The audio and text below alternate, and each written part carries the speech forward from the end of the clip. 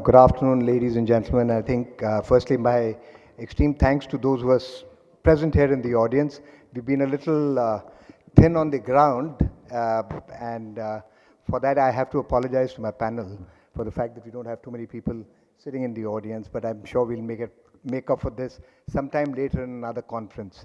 But for all those who are present here, thank you very much for being here. I think we've had some exciting talks right from the beginning in the morning. The aspect of how digital revolution has permeated our society, how governance, administration, security, all have been taken over, and somehow you and I, whether in our personal life or in our professional life, have become slave to this, this whole digital ecosystem that has got created.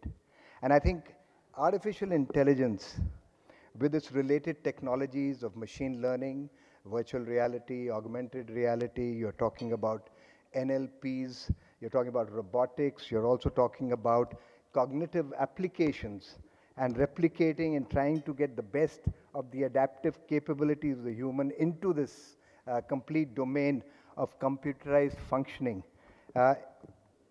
Looks exciting, has started happening, but I think looking at the positives of it, I think there are two or three things that it has done.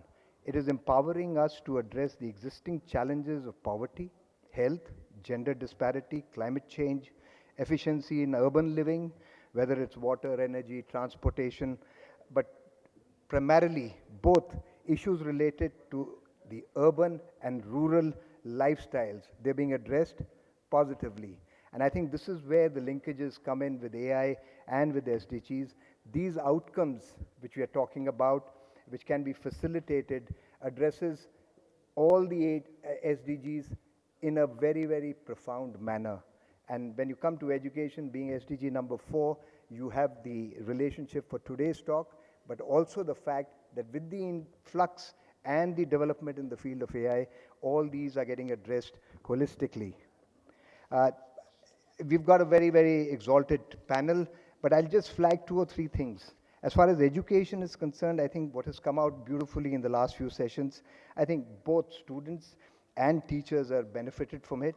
I was just looking at the statistics which had come out by one of the reports that had been put in, and it said that the teachers take about 43% of their time is consumed in teaching, but planning lessons is 13%, marking of tests is about 11%, and I think doing administrative work is about 7%. So when you have AI which will facilitate these areas of work, I think you would have greater capability by the teaching staff to be able to deal with the students and to be able to give them the necessary instructions. I think the aspect really that comes out, it is breaking down silos between the schools and the traditional grade levels. It is doing and providing you a platform for 24/7 education. You really don't have to be captive to a system, but you could self-educate yourself to get to different levels of competencies. But as what was flagged in the last session, the issue of AI ethics, regulations, values, these are still extremely gray areas, and I think those will have to be addressed when you're looking at addressing these issues as far as the people in the education sector are concerned. As far as SDGs is concerned, I was just looking at a report. It says that 79% of sustainable development goals will be positively impacted with the help of the AI and its related technologies. As you said, SDG number 1 looks at poverty, 4 at quality education, 6 at clean water and sanitation, 7 at cheap and clean energy, and 11 at sustainable cities. But I think more importantly, when you're looking at the SDGs, there are issues which would come out. I think circular economy, the AI tools will give you the real-time capability to be able to analyze and modulate and carry out changes that you require to carry out, so that you have a much more harmonious living between development, your lifestyles, and the living environment that you and I are part of. I think issues related to circular economy, looking at low carbon systems, emissions, all are going to be positively impacted. But as I said, I think the flip side of this remains is that this is a dangerous area.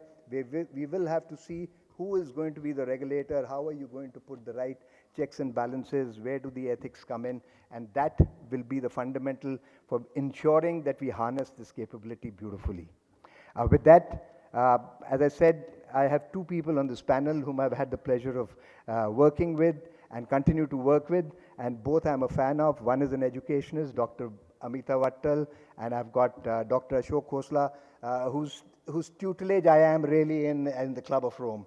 And of course, we've got two other friends here, both, one looking at the journalistic field, one who has himself worked at a larger level in the developed world on issues related to the SDGs and the sustainability issues as far as we are concerned. So without much ado, may I please invite Dr. Vattal to come and share her views with us. Thank you.